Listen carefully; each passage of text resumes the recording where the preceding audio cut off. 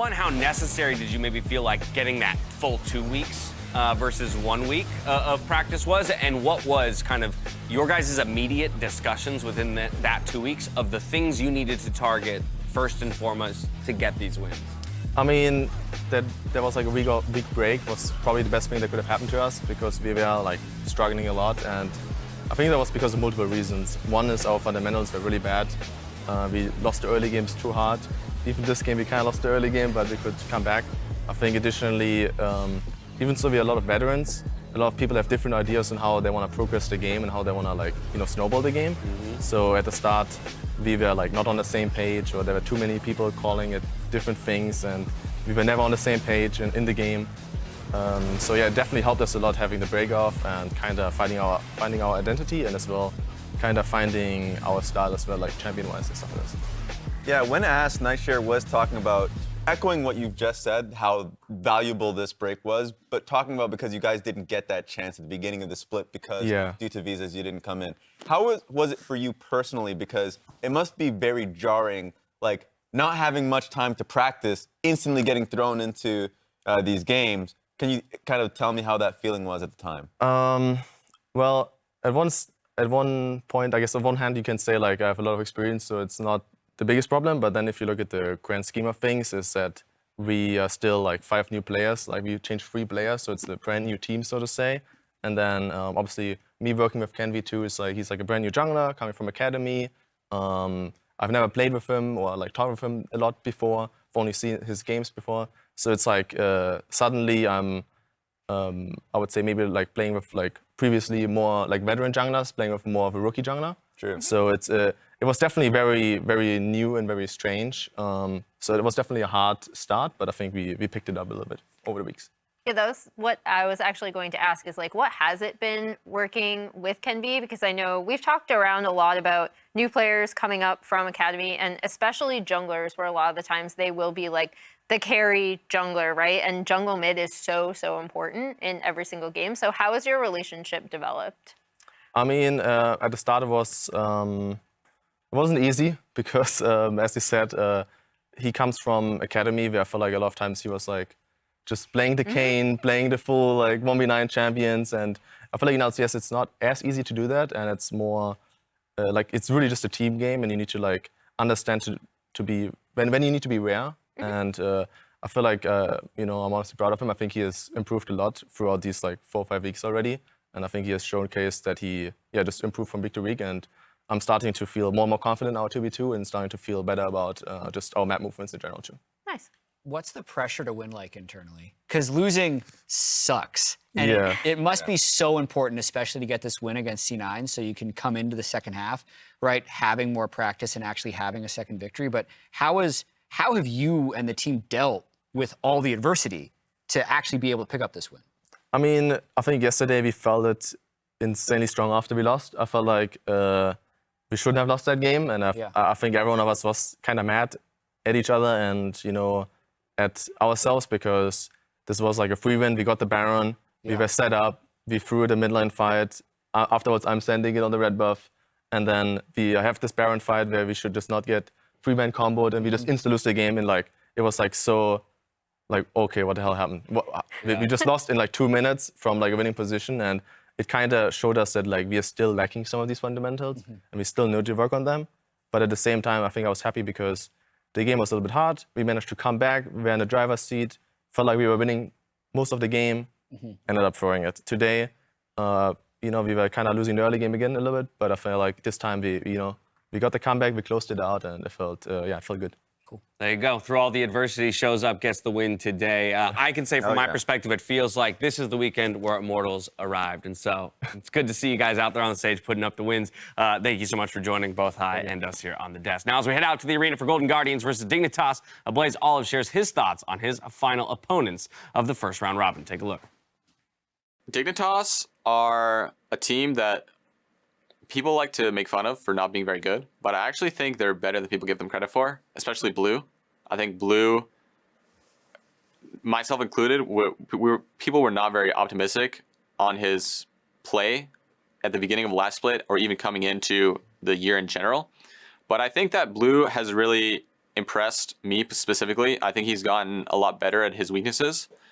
And I think that Dignitas as a whole has a very clear game plan about how they want to win. And I don't think they're as bad of a team as people think. I think they can really surprise people. And I think River is one of the best players I've ever seen play. So you can't count out somebody of that caliber. So I definitely am not treating it like it's going to be an easy game. I think it's definitely going to be a tough game. We have to play solid, but I do like our chances.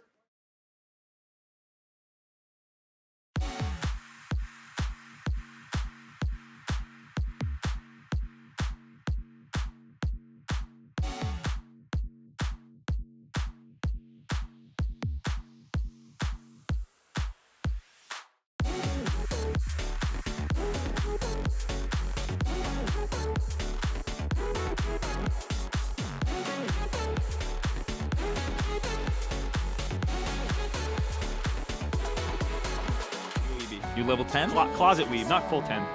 But like Level 9, level 8? I'm watching like Wotokoi and Hinamatsuri, some weird ones that people might not know. Okay. It's pretty high. I don't know. We'll have to find a way to like judge your anime power level. I'm watching all the big shonen too. If anyone's like, what the hell were those? Oh yeah, you just watch a lot of television actually. That's something that people don't know. And they do now. If But they didn't permanently already. on couch, yeah. Oh, here with me, casting this game as it is Ole actually that ended up with the Sejuani. He will be spot. I did look down at the item. I wondered if maybe they were trading off farm there, but nice invade here for Dig. Pride Stalker just eats it at level 1. Nice delayed invade by Dignitas, catching them a little bit asleep at the wheel. You saw River with the sweeper to make sure that he was not on it. Yeah, like this as well from River. Sorry, from Blue. Just getting into the River early as topside. Licorice in trouble. Very close 1v1. But both players hold their nerve. No flashes used, but both champions quite low. Licorice, though, first to 3 is going to be safe here. Surfing on the wave, getting a little bit of health back. But here comes River.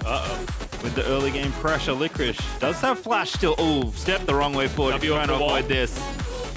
Now what do you do? Licorice, I think, senses something. But There's a ward right there that did not initially. Now River turns it off, so Licorice actually didn't know where River went. That was so smart. Yeah, really nice there. Now Licorice is completely trapped, can't do much, has to fight Kamsi, but River is going to take second blood. What an absolute galaxy brain by River. He realized he doesn't need to actually clear the ward. He sees how Licorice is playing the footsies, knows there's a ward around, just turns it off so Licorice doesn't know where he went and forces Licorice to commit. So Pride Stalker's response is just to fight now. Knows he's a little bit stronger, has a bit of help there from Swain, but Pride Stalker wants to get it done. Now, River. This certainly counts. Dig actually here very, very quickly. Have Blue, I think TPing back. He may have swapped over. Bio actually in trouble, though. That's a big amount of damage. Seraphine ulti goes through the Swain, and Pride Stalker able to pick up bomb, but it's a trade back there as the Blaze Olive falls down. They're calling up Neo. He's going to try and find another, but River is going to be crushed by Licorice. Great flash out of Gamsu to dodge the Aurelia ulti, but GG going to win that exchange. Really nice. Hey, it's a good item, and it gets a lot done right out the gate. Ooh, good little wall. They're trying to cut up a Blaze Olive. The wave's going to hit as well. Now Blaze Olive going to pop into stasis. Bubble not going to connect as a result. River trying to get in there, but Blaze Olive kiting away is going to force the flash at the end of it. The Herald gets the charge off, so successful. Herald, I have to say, clone. And Ole can just kind of get in there. River's actually really going for it. Pops the ulti as well. Ole a little bit low, but he's going to flash away. Dies to Bifrost at the back end of it all. And Pride Stalker going to get turned around as well. Golden Guardian trying to find the initiation. Stixxay gets a snipe, takes out River. Pride Stalker lives as a Blaze Olive is running interference alongside Blue at the very tippy top of your screen. But Talking about what should they be doing? Fighting. Yep. Skirmishing. You don't want properly set up team fights. Because Blue overstays as well. Good flash. Blue trying to make it happen. Finds the final Q. Pride Stalker, though, should be able to seal the trade. And indeed will get it. Pride Stalker back on the board for the second. All right, 1 for 1 by Blue there, trading flashes out. I thought for sure he was just going to end up dead there, but showing some good aggression. And like we're saying, just keep the aggro up for Dignitas. You want flashes down. You want a game where it's easy to find kills. Gamsu, very nice setup. Beautiful wall combo. Doesn't even need the help, but he'll take it. Actually, didn't need it. River, no assist goal needed. Gamsu with I like it a lot for Golden Guardians. They're a tough team comp to run through. There's a lot of tools, both the Swain fishing with it as they go right in. A little bit of a horror movie situation there. Beautiful Seraphine ulti. One explodes as Bifrost dead. River's gonna join him, and that wall not enough to save either of his going for the Baron, has to hop out of there, and the Baron does indeed, per Moxie's prediction, go to Golden Guardians. All right, Golden Guardians, the aggressive Baron call working out. Dignitas is going to try and cross map for this Dragon in the meantime, but you see teleports already coming through. Both the Blaze Olive and Licorice showing up to make sure, Stixxay, excuse me, make sure this is not uncontested. Pride Stalker even getting healed up a little bit from the Seraphine, trying to face check, keep Dig honest. They do have the speed shrine done as well, so Digger on vision as they start this. Ulti's running a little low for Golden Guardians is the one thing. They'd love to have Seraphine ulti in particular back up. Yeah. They can wait, they'll have a fight here if they want it. The thing is, Dig is not being particularly aggressive. They keep starting it, stopping it, and they've already kind of walked out of the river. And so as you can see, they kind of ceded control to Golden Guardians, able to break the dragon stacking for Dignitas. Wheels coming off a little bit here. Baron's gone, the dragon stacking's gone. Golden Guardians run away with it. Yeah, certainly looking like the Golden Guardians dub here, but we'll see what happens here. 3,000 gold ahead. Licorice 1v1 in Gamsu. Ulti goes the wrong direction. I think Gamsu's hopped out of the way, and Neo with the punish just takes out Licorice. Oh no. Licorice with a bit of an oopsie there, like you said, the backwards ult. He has had a couple oopsies, it looks like, so far this game with the solo kill to Gamsu as well. Generally up pressure and playing it well, but in these moments coming up a little short. You see it again. I think I saw Gamsu hopping away. So maybe the angle. Stole defense here for Dignitas, but Blazeol is finally going to get one here in mid.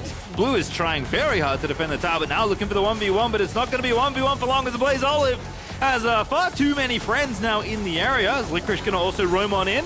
See if they can't 2v4 here, but Blazeol has no chance of that. Get this push in the mid lane.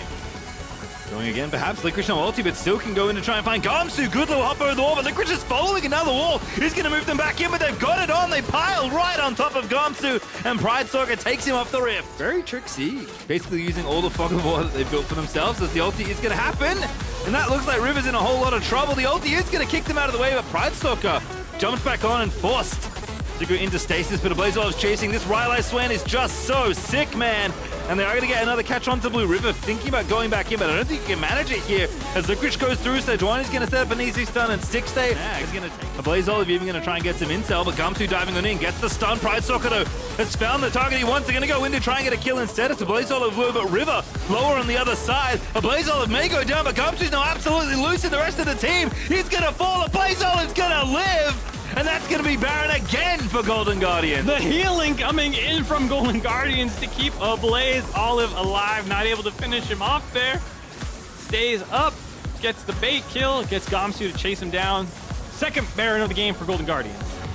Nicely done once again. Up to 6K now.